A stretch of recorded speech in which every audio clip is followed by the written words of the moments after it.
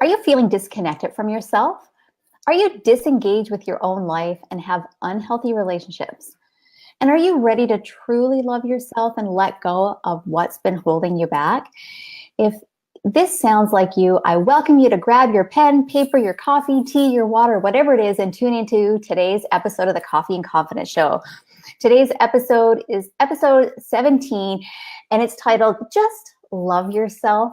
I'm so excited to introduce today's guest, as she's an expert in her field, and she's going to share all about self-love, self-care. So you're going to want to get your pen and paper ready to jot down these tips. My name is Kelly Kerrigan, and I'm your host today. My business is Empower Me Coaching, and I'm an assertiveness coach. I help people pleasers worldwide to calm the chaos in their life and live life on their terms so that they can create balance in their life. You see, I'm a recovered people pleaser, so I've been in your shoes. I know the steps that it takes to get from point A to point B, to say no without feeling guilty, to set boundaries, and to truly love yourself. So that is a little bit about me. Well, without further ado, I want to introduce today's guest, Laura McPhee. So Laura is the joyful goddess. She's a speaker, a healer, and a coach who also loves to empower women to live their happy dream lives. So welcome, Laura, to the Coffee and Confidence Show. Please share a little bit about yourself. I'm so excited to be here. So thank you first and foremost for having me. And it's very cool because we are both recovering people pleasers. That was the old versions of ourselves. So I love that we're on like the same wavelength of empowering women because it's so important, especially in this day and age. So like rewind 3 or 4 years ago, I was like full-fledged people pleaser, perfectionist, workaholic, putting other people before me, getting dangerously close to work, helping everyone else, way more than I did, being my family savior, having all these roles and expectations that I put on myself or that other people helped put on me, where I was just feeling run down and exhausted, and I was sleep deprived, and I was putting myself last, and I was eating my lunch at 6 o'clock at night, and like always rushing through my life. So like if you asked me how I was, I'd be like busy, but good. When looking back, I can truly see that I was miserable and that I wasn't taking care of myself. So it actually hit a point where I was like, I need happiness. Like I need to figure out why some people have this and some people can figure this out and other people don't. And it's interesting because in my reality, the people I was always surrounding myself with were the like A+ people who were like overachievers and overgivers and stuff like that. So it always just seemed so normal for me and my surroundings to be like that. So it was very interesting to kind of look at other people, and I was really into personal development. So I'm like, how do these leaders get happy? How are they doing this and figuring it out? So I got into the whole spiritual world, and I'm so grateful for wellness expos.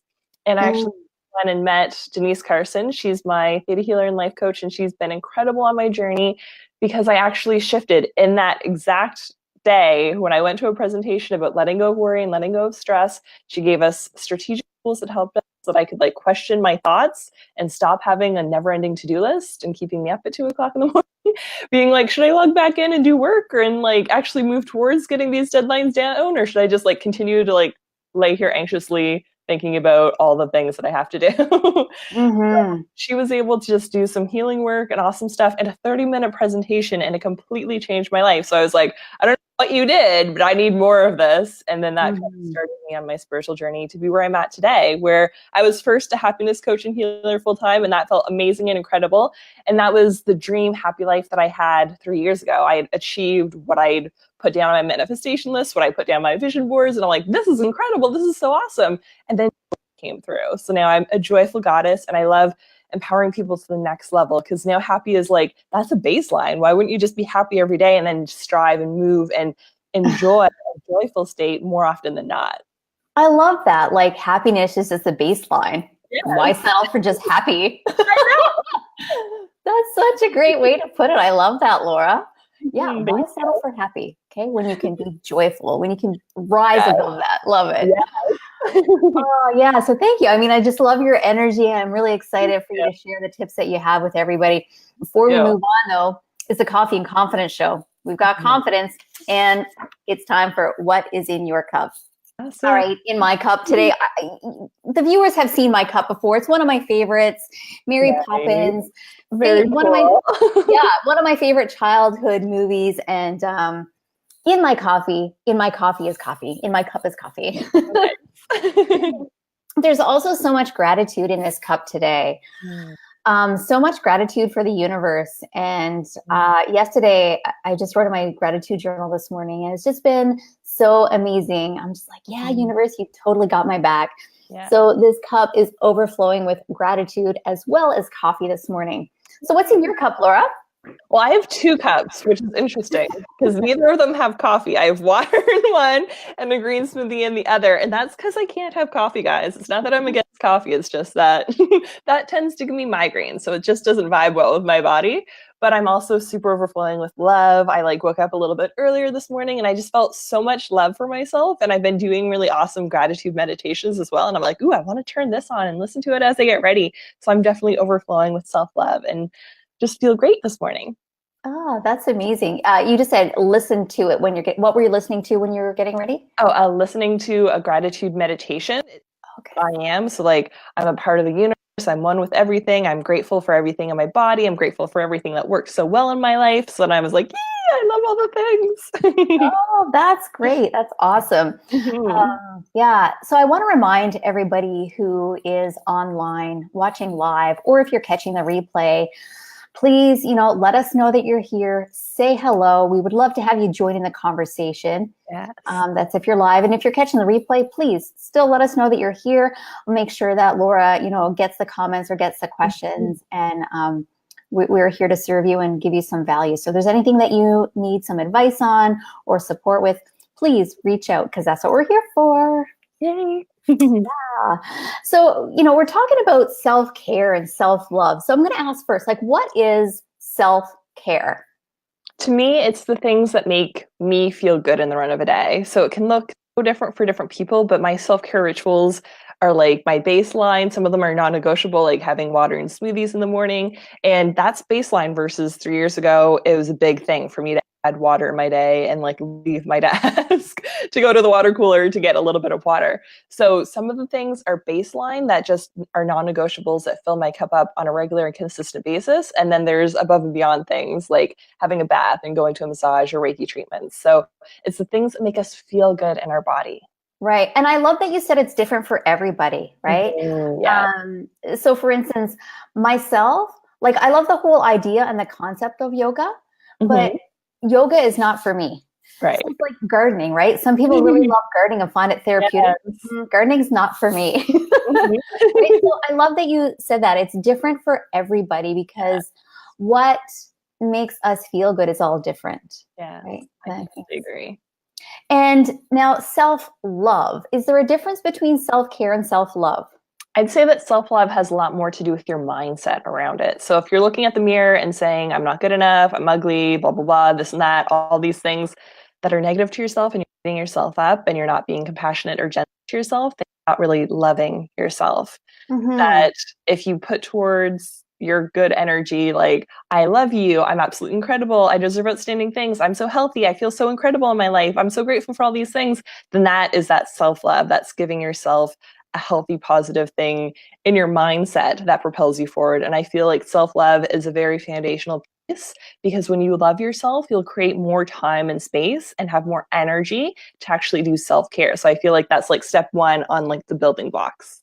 Ah, okay. So self-love, baseline. Yes. Self-care, second tier. Yes. That's what I found. And then I tend to attract clients who do the same thing. So that's how I've kind of formatted it.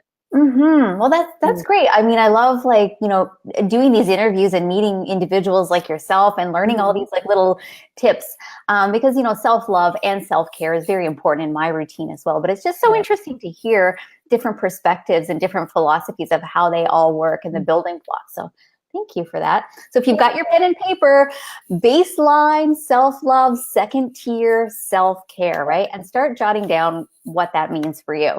So I want to dive into a little bit more about the signs that people don't love themselves. So if you meet people that, that you're just meeting for the first time, can you tell a little bit about their mindset with regards to self-love, their self-confidence? So what are some of the signs? And you can also feel it. So even if you're not empathic and you're not like super spiritual, you can kind of tell if someone is like run down or exhausted and hectic and chaotic and like in a bad mood all the time. That's a pretty good sign that you can be like, yeah, they're probably not loving themselves. And if you can spend a little bit of time around them and they're saying negative things and that, oh, this looks terrible, or like they're putting themselves down, that's pretty obvious that they're not in a loving energy to themselves. And if they're always going like above and beyond to serve and support someone else and at their own detriment. So they're like, oh, I really have to do this. Okay, I'll do this. Or like feeling like, again, you're helping people create boundaries. If they have zero boundaries and they just say yes to every single thing, even though you can kind of tell they don't really want to be doing it, or that they're going to be even more exhausted or stressed out by putting that on their plate, then that's another sign that people aren't taking that time to love themselves. Mm. Yeah, I mean, that was my old self, right? I was Mm-hmm. sharing this example yesterday. Mm-hmm.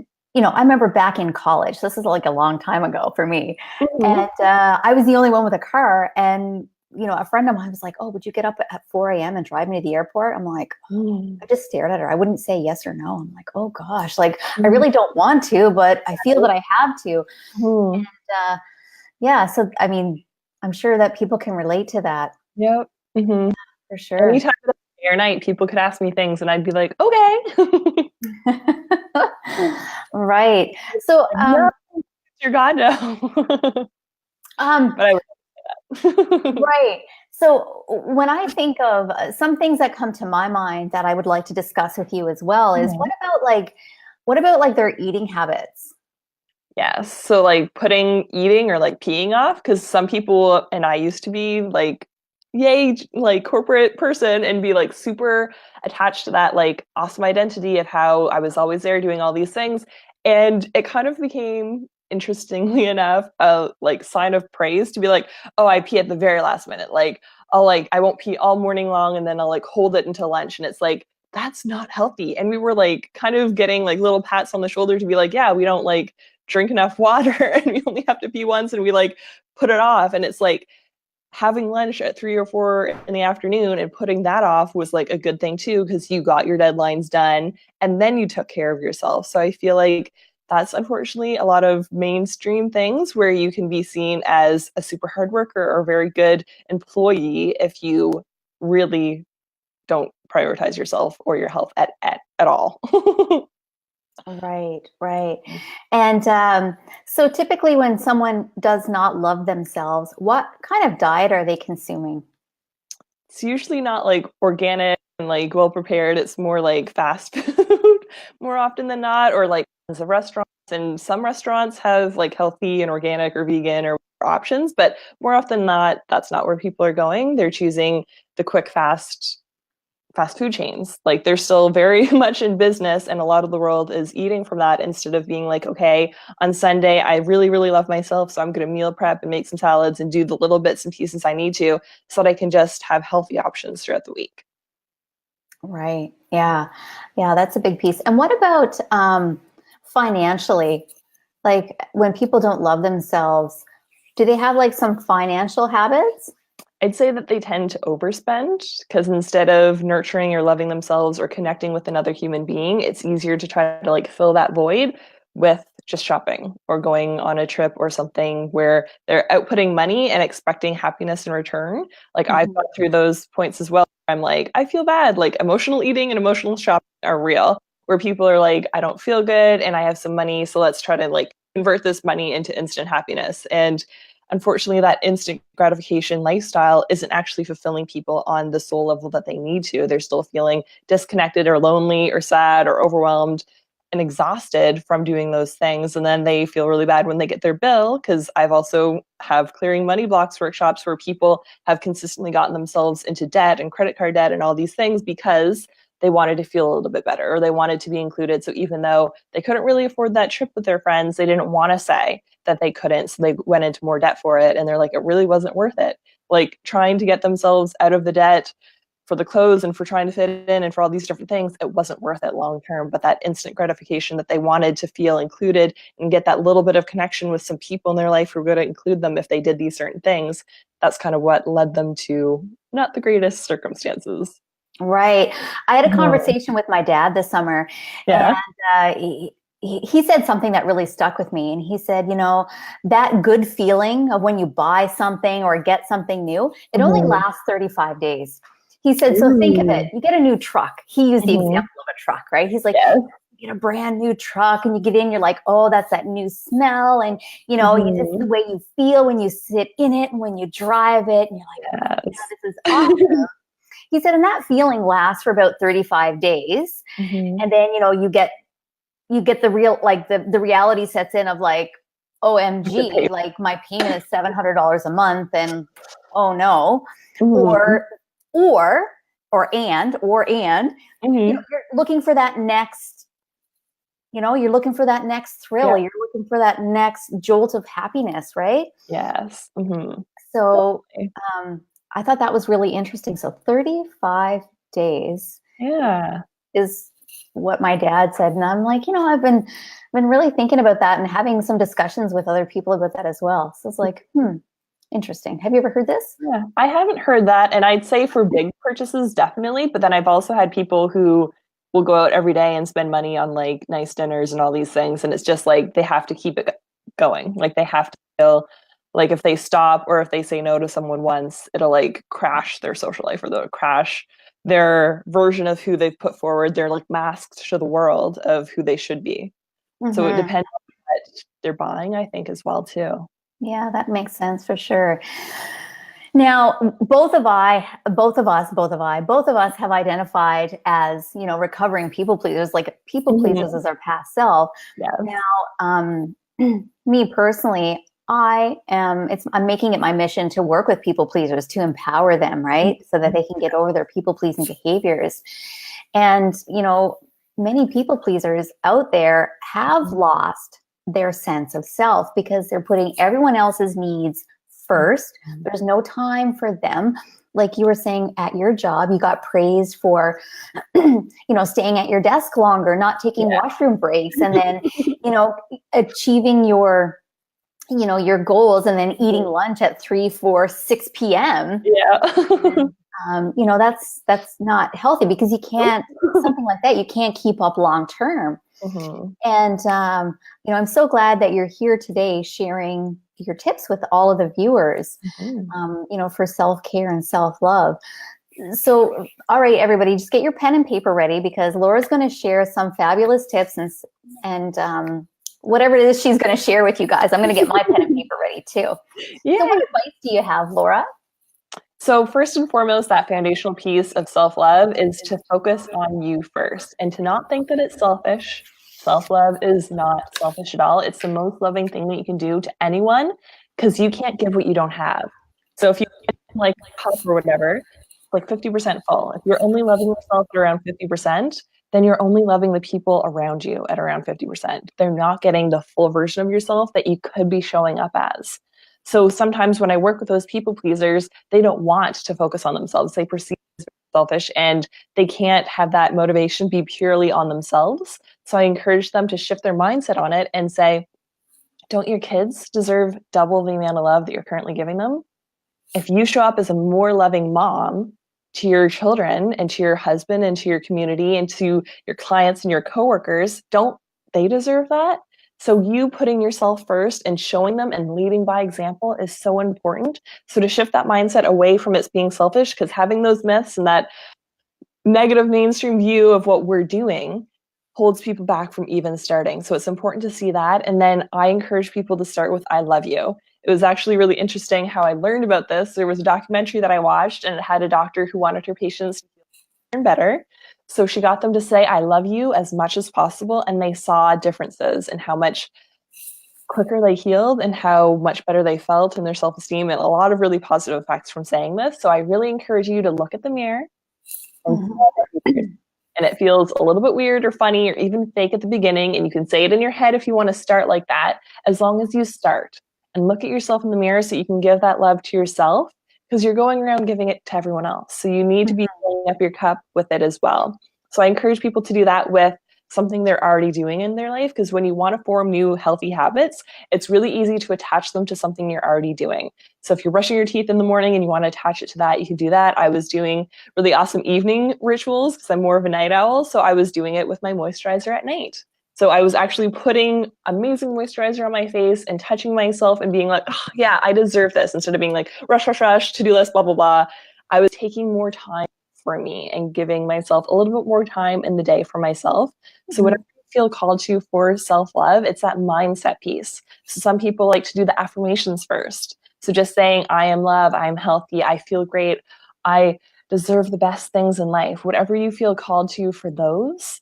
So whatever your negative voice in your head is saying, start saying the opposite. So if you're always saying, I'm so stupid, I fail, blah, blah, blah, say, I'm incredible, I'm so smart, I'm intelligent, I achieve incredible things on a regular basis. I learn from my lessons. I'm so grateful for all the lessons in my life. Shift that mindset to those positive things so you can really feed your cup from an amazing internal standpoint. And then you're not needing and seeking that external validation 24/7 like you used to be. Right. Mm-hmm. Yeah. Just listening, because I'm with you now. Like I Mm-hmm. don't identify with my old self anymore. I'm thinking it's a good thing that I don't remember, but I don't Yeah. remember the negative things that I used to say to myself. Nice. Yeah. Yay.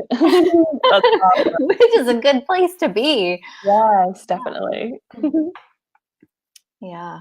So that's great advice. So you first Yeah. change the mindset, start, saying I love you in the mirror, start with affirmations, Yeah. whatever it is that you want to create in your life, right? Mm-hmm. And the affirmations are I am Mm-hmm. statements. So I am blank and whatever you want to fill in at the end of that. Mm-hmm. Right. That's amazing. Mm-hmm. So how does I like what you said about so I'm just trying to recall exactly the words you used. You were talking about how, people pleasers, for instance, they're always Mm-hmm. putting like others first. Right. And I like that you use that language of, don't your kids deserve like Mm-hmm. double the amount of love? Don't Yeah. your spouse or your coworkers deserve that extra? And that's what they will get if you take care of yourself first, right? Mm-hmm. So I like that. So it's not selfish, No. right? It's like taking that little bit of time helps, right? I mean, I will often say to my daughter, you know what? Mommy just needs some time right now. I need an Yeah. hour. And then I will be able to fully connect with you and, play dolls with you the way that you want me to play dolls. Cause sometimes I'm like, Mm-hmm. yeah, I'm just not into it. Yep. I just need to reset my mindset and just Mm-hmm. let go of whatever. Yeah. So I really like that. Yeah, that's Mhm. amazing.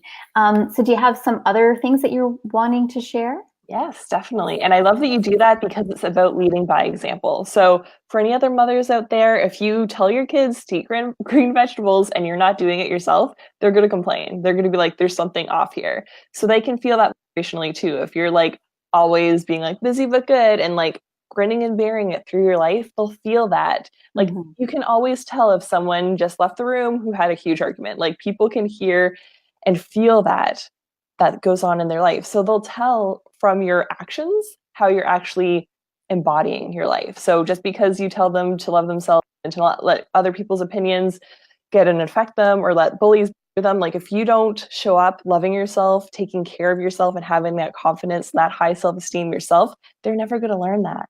So you have to be that leader and show by example that, yeah, moms take time for themselves. Moms go in their room for an hour and do meditation or whatever you need to, yoga, not necessarily for you, but for other people, Yeah. whatever they need to get their cup full again so they can come out a really happy mom again. And that their kids can associate, okay, so mom does these things to feel better. And you can even include your kids into self-care because a lot of people are like, oh, I can't, I have my kids. I'm a stay-at-home mom. I'm so busy all the time. It's like, Mm. that gives you an incredible opportunity to show your kids and walk them through the steps to love themselves and be caring to themselves at a beginning age. You can all do breath work together. It's very easy to do like a 4-for-8 breath if everyone's really like hectic and crazy and like everything's going chaotic in the house in the morning or something like that. You can be like, okay, let's all take a deep breath in.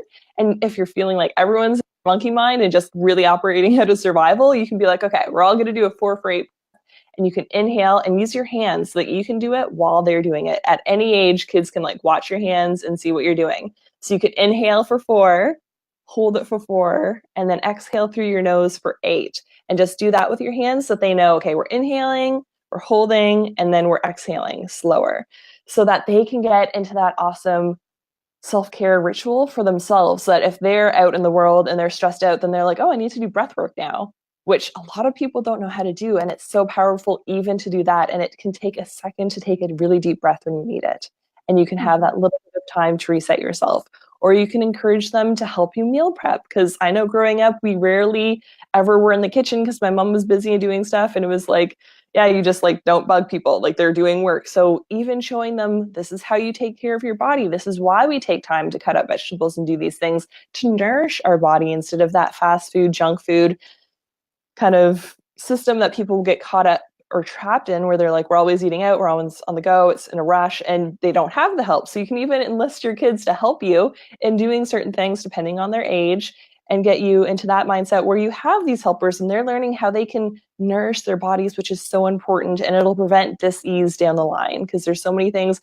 If you get kids excited about smoothies and putting stuff in the smoothie machine, then you'll have people who are looking forward to smoothies in the morning, which is really awesome to nourish your body.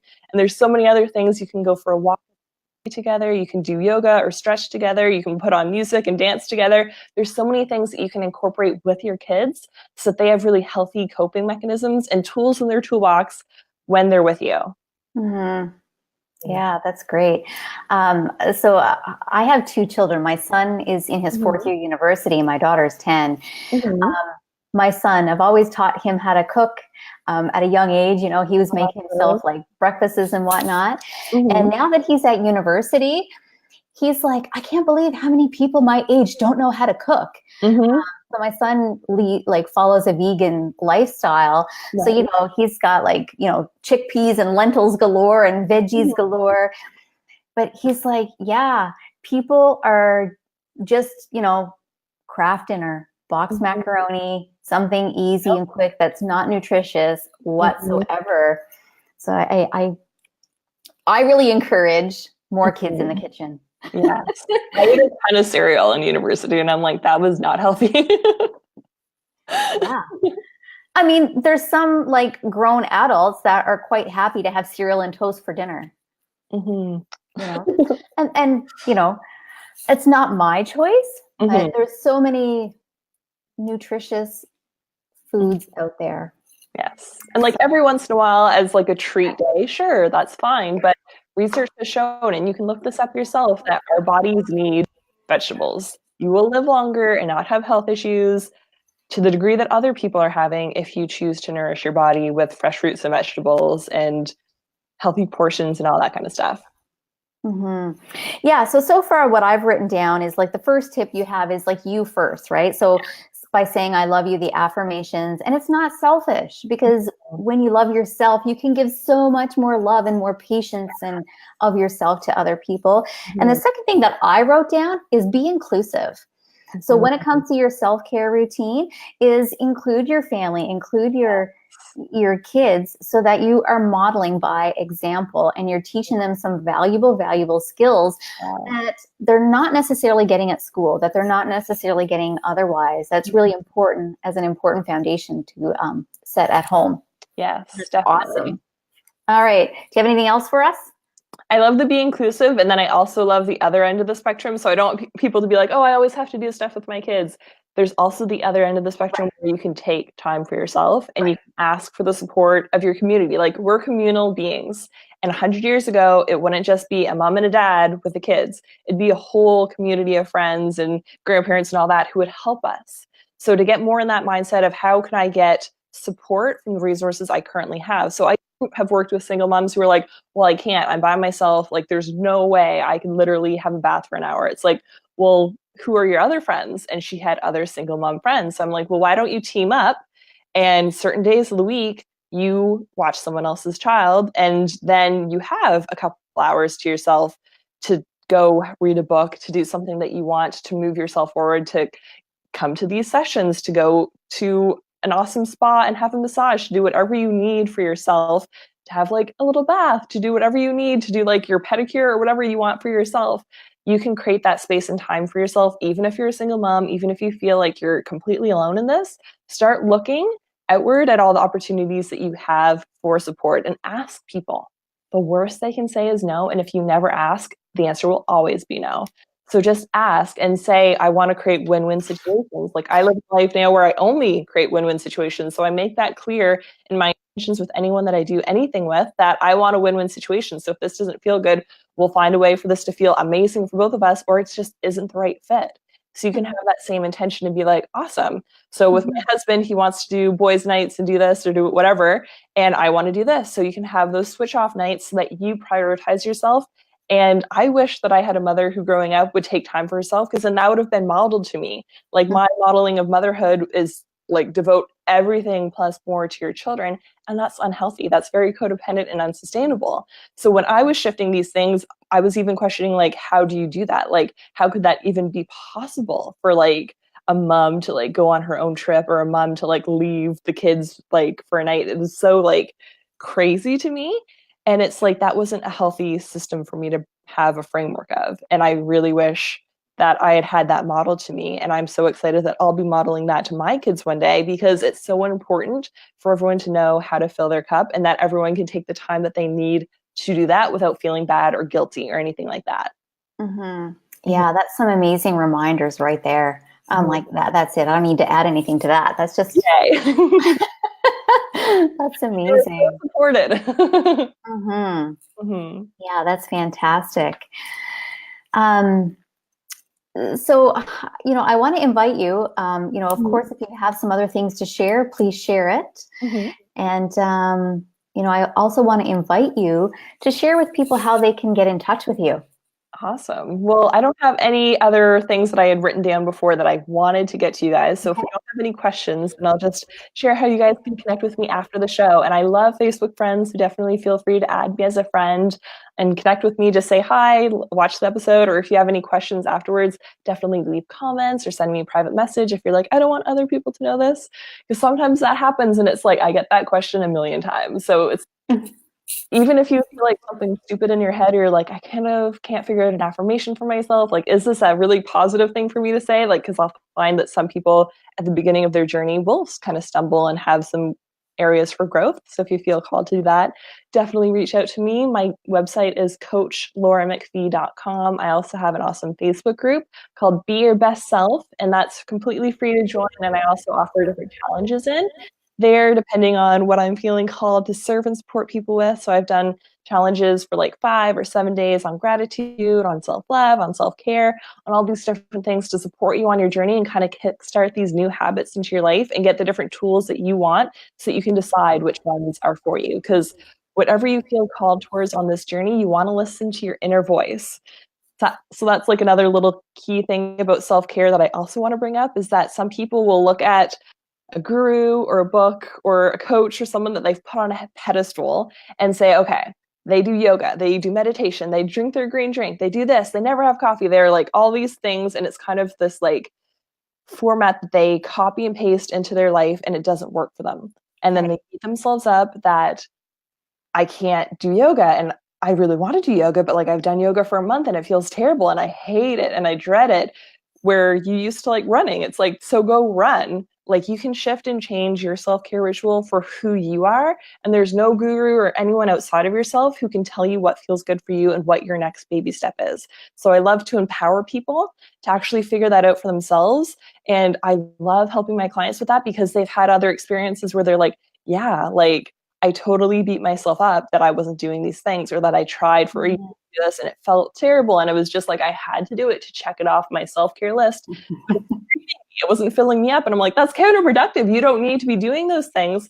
And then that's more of the energy of like a new age religion of like, you need to do this, this, this, this, and this to be a good girl spiritually. And then we're doing the people pleaser and the good girl, like high achieving things in the spiritual world. And that's not what it's for. It's for you to feel good in your body, to feel happy and joyful in your day-to-day life. So understand that that's the intention that you want to have underneath all these different things that you're doing.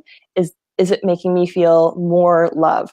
Is it making me feel more joy, more happiness? Is it making me feel more relaxed and more rejuvenated? Asking those questions. And if you've done it for a month and it's not filling your cup and you're like, I hate drinking juice, it just makes me feel bad, my digestive system's not handling it well, like, then stop doing it. You don't have to be doing something just because someone who wrote a book is telling you to do it, or because one of us is telling you to do it. You can figure out what works best for your individual body, because we're all so unique and different.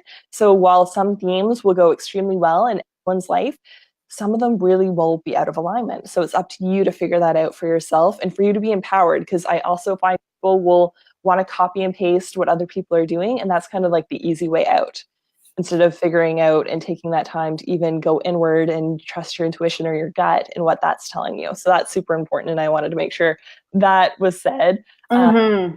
I also have some different programs that are available digitally. So I have How to Live Your Happiest Life Now.